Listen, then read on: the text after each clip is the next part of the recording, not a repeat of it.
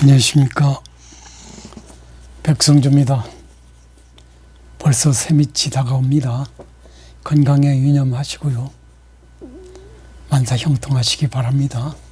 최근 전두환 전 대통령, 노태우 전 대통령이 서거하셨습니다. 이 두 분께서 지난 1980년대 5.18 광주 사태와 관련해서 밀접한 관련성이 있음으로써 정변에 관한 관심이 높아진 것 같습니다. 그래서 오늘 방송에서는 역대 조선 왕조와 대한민국이 정변에 관한 내용을 여러분한테 말씀드리고 제 관점에서 코멘트하는 방송을 진행해 보도록 그렇게 하겠습니다. 여러분 아시는 바와 같이 조선 왕조는 1392년부터 1910년까지 존립했습니다. 유교적 민본주의를 바탕으로 근대 사회를 열기도 했습니다. 태조 이성계가 고려를 멸망시키며 건국한 조선은 1910년 순종을 마지막으로 27분의 왕이 승계하면서 519년간 존속하였습니다. 조선은 왕과 양반 관료를 중심으로 성리학에서 말하는 유교적 민본주의를 통치 이념으로 삼아 전국을 이끌어 나갔습니다. 조선은 관리 등용에 있어서 능력을 중시하고 삼사를 두어 권력을 감시하고 견제하는 기능을 수행하였으며 농업 생산력이 중대되고 중인과 서민층에게도 문화의 폭이 확대되는 등 전조의 고려 왕조에 비어서 한 단계 발전된 모습을 보여주며 근대 사회로 발전할 수 있는 계기를 확대해 나갔습니다. 고려 말 우군 도통사로 요동 정보를 위해 북진하다가 압록강변 유하도에서 회군한 뒤 정도전 등 신진 사대부 세력과 손을 잡고 정치적 실권을 장악한 이성계는 1392년 공양왕을 양위시키고 스스로 조선 왕조의 태조가 되었습니다. 그는 도읍을 한양으로 옮긴 뒤 도성을 쌓고 도로와 관청, 시장, 학교 등을 건설하며 새왕조의 기틀을 다졌습니다. 두 차례의 왕자의 난을 통해서 왕위에 오른 3대 왕 태종은 사병제도를 혁파하고 의정부와 삼근 도청 제부를 설치하는 등 관제 계획을 통해 왕권을 강화하는 데 힘썼습니다.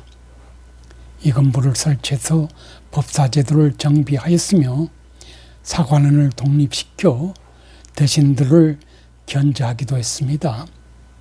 또한 억벌승유 정책을 강화하여 전국의 사찰을 정리하였으며 호패법을 통해 인구를 정확하게 파악하였고 북방의 여진족을 물리쳐 국경을 튼튼히 하기도 했습니다.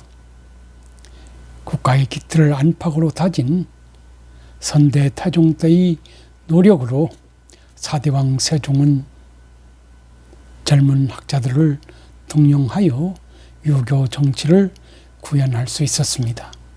세종은 정책 연구기관인 집현전을 두어 한글을 창제하고 추구기와 달력을 제작하고 악을 정리하는 등 조선의 독립적이면서도 독창적인 문화를 만들기 위해 노력하였습니다. 세종시대에는 잘 알려진 황이나 맹사성과 같은 훌륭한 재상을 등용하여 왕권과 신권의 조화를 이뤘으며 백성을 위한 민본 정치가 꽃을 피웠다고 할 것입니다. 국방에 있어서도 김종서의 사군육진 개척으로 국토가 확장되는 등 다방면에 있어서 훌륭한 치적을 쌓았던 것으로 역사는 기록하고 있습니다. 이후 20년간 세자로서 세종을 보필했던 문종이 일찍 사망하고 뒤이어 어린 단종이 왕위에 오르자 7대 왕 세조는 개유정난을 통해 왕권을 장악했습니다.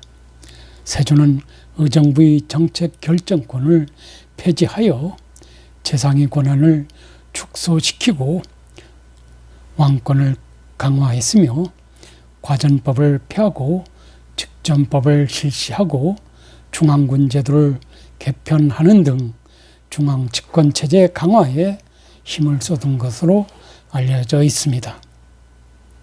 9대 왕 성종은 세종과 세조의 치적을 기반 삼아 문물제도의 정비를 완비함과 동시에 경국대전을 편찬하여 통치 기본 이념과 방향을 법제화하기도 했습니다.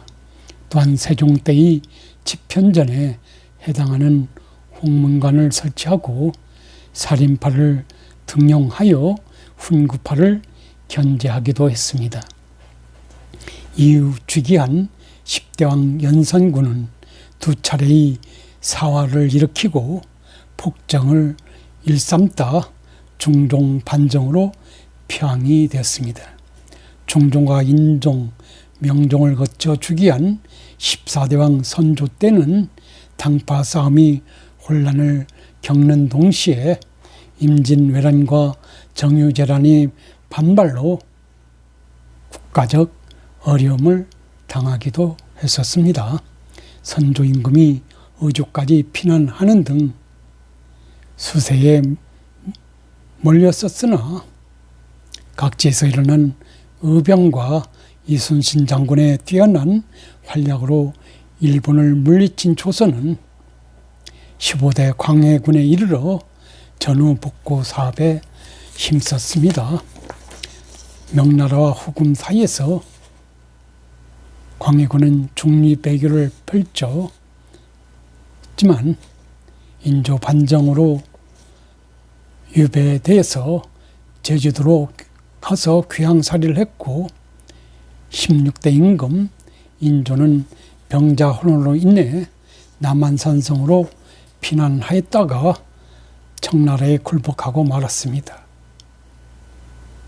송시열과 송준길 등 대학자들이 연이어 배출되었지만 당파 싸움은 더욱 심해져 붕당 간의 세력 균형이 무너지고 왕권도 불안해졌습니다.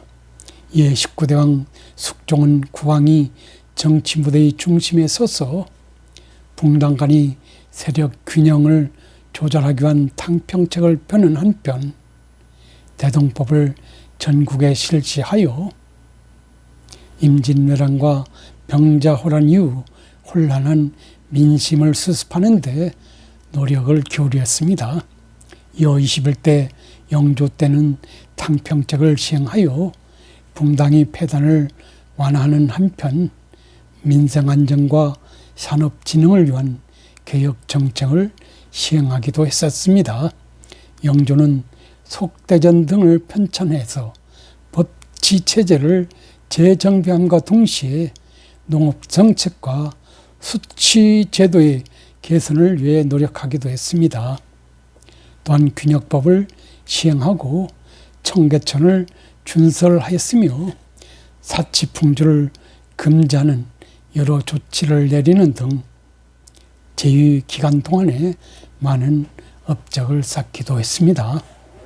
이어 즉위한 22대 왕 정조는 귀장각을 통해 왕권을 뒷받침할 만한 인재를 육성하는 한편 3대 숙종과 영조의 탕평책을 이어받아 더욱 적극적으로 펼쳐나갔습니다. 그는 백회상의 공성박 행차를 통해 백성들의 삶을 직접 살펴서 억울한 일을 왕에게 직접 호소할 수 있도록 했으며 중하급 관리 중에서도 유능한 인사를 직접 선발하여 국정 운영을 맡기기도 했습니다.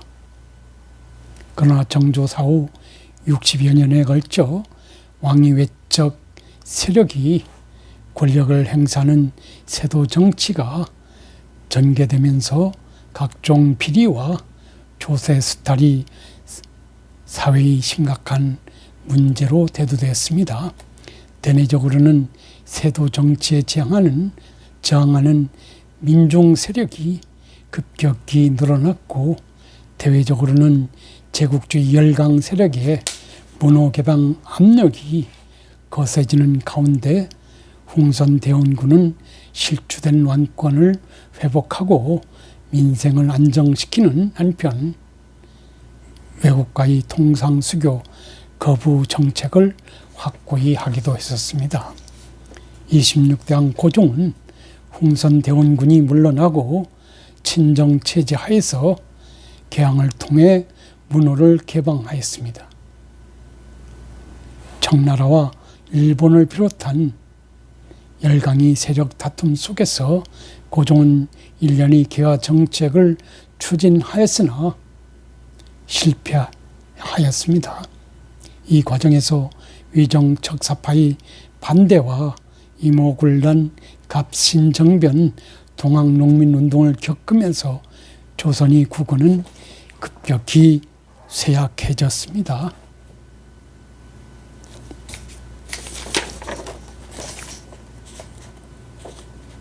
생각한데 선대 왕들이 노력과 정변을 통해서 국운을 다지는 이런 일련의 개혁 정책이 추진됐지만은 고종조에 이르러서 조선은 쇠약할 대로 쇠약해졌습니다.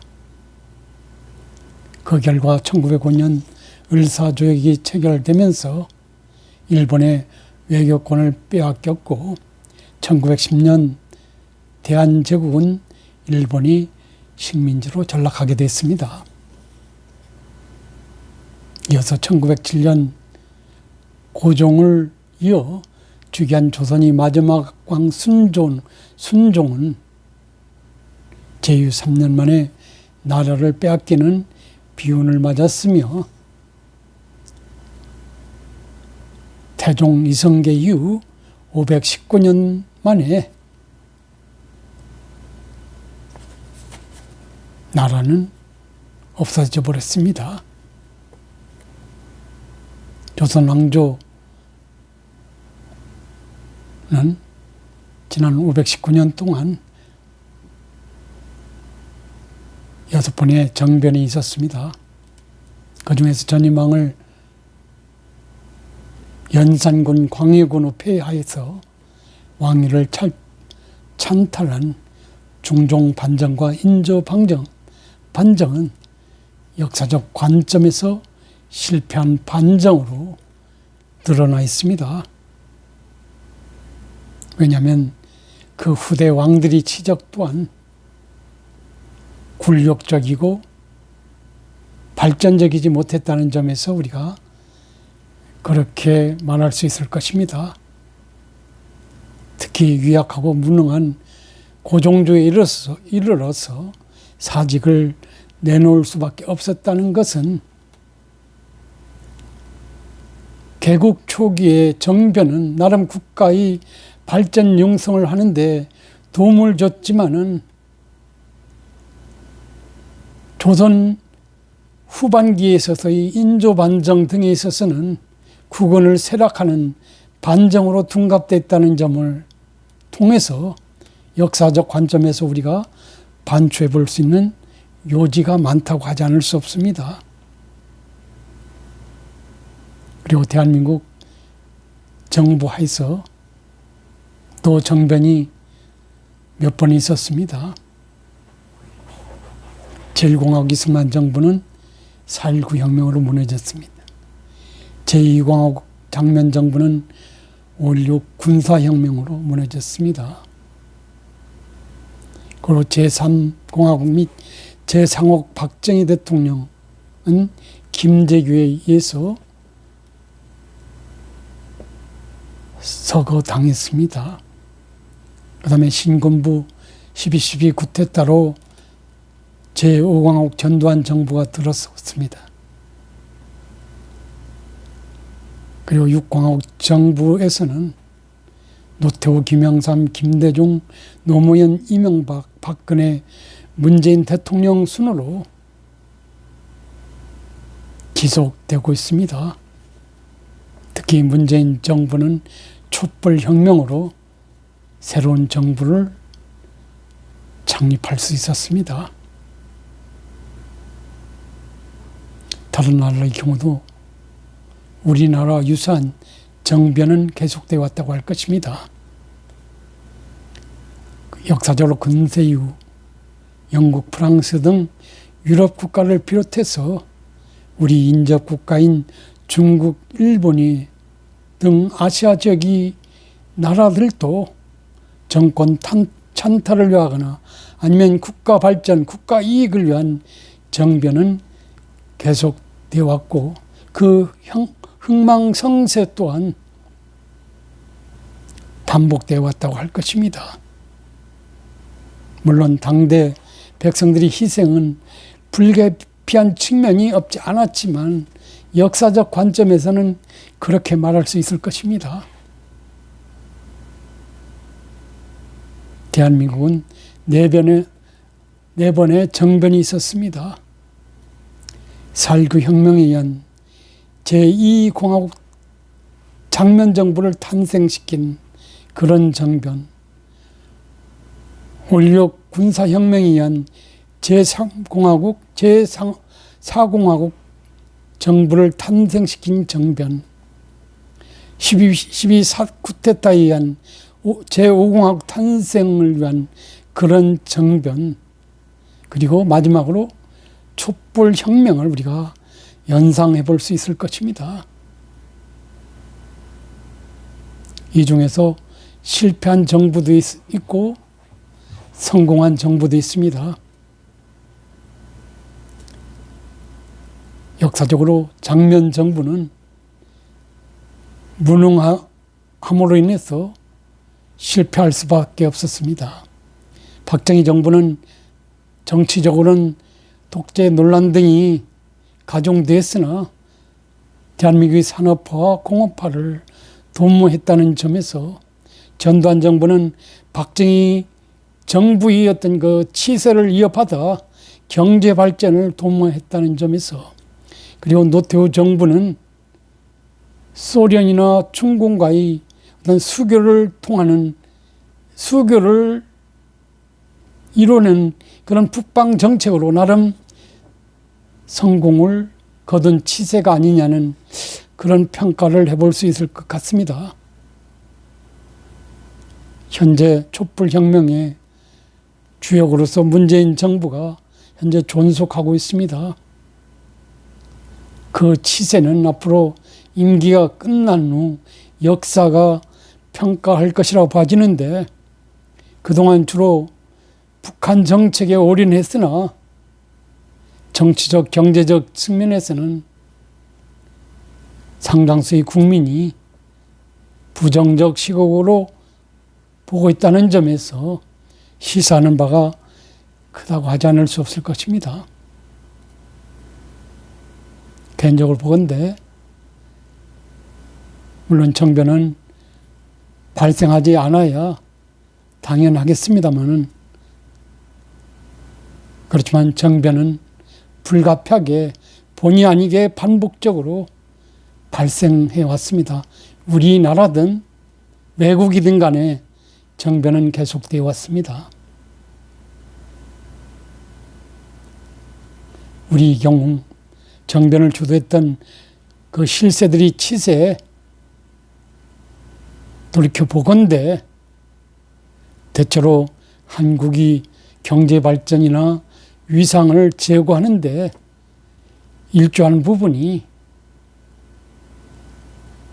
정치적 과보다는 크지 않느냐는 그런 말씀을 드려보겠습니다. 국민적 입장에서는 뭐 그런 측면에서 긍정적 평가를 내리고 있지 않느냐는 그런 말씀을 드려보겠습니다. 그런 점에서 정변이 반드시 나쁘다고만 할 수 있느냐는 것, 역사적 관점에서. 제가 역사를 읽고 쓰는 입장에서 본다면 다른 나라의 경우에 비춰서 나라가 흐느적거릴 때 발전의 어떤 모티브가 형성되지 않고 혼란이 가중되는 그런 상황의 경우는 새로운 어떤 혁신을 위해서 정변이 불가피한 경우도 있을 수 있지 않느냐는 그런 생각을 감히 여러분한테 말씀드려 봅니다. 우리나라의 경우도 1945년 해방 이후에 미 군정 기간을 거치고 한국 전쟁을 거치는 이런 와중에서 그런 정변들이 의해서 국가 발전이 어느 부분적으로는 다듬어지고 발전되는 모티브가 형성됐다라는 그런 점을 우리가 생각해 볼 수 있지 않느냐는 그런 말씀을 드리지 않을 수 없습니다. 물론 광주 사태와 같은 불상사가 발생함으로써 본의 아닌 어떤 그 민간인들이 희생이 있었다는 점은 대단히 유감스럽지만은 역사라는 관점에서는 우리가 그렇게 볼 수도 있지 않느냐는 그런 말씀을 드려보겠습니다.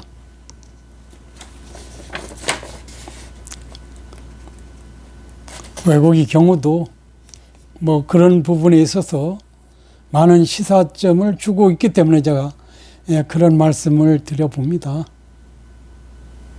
여러분도 최근에 노태우 전 대통령, 전두환 전 대통령이 서거에 줌해서 그분들이 공과 과를 생각해 봤으리라 생각이 됩니다. 어떤 부분이 공이었고 어떤 부분이 과였는지 한번 생각해 보시고, 특히 화를 당하신 광주에 계신 분들이라든지 이런 분들에 대한 어떤 위로의 말씀을 전하는 그런 생각도 좀 해보면 어떨까 하는 그런 생각을 해봅니다. 좋은 하루 되시기 바랍니다. 감사합니다.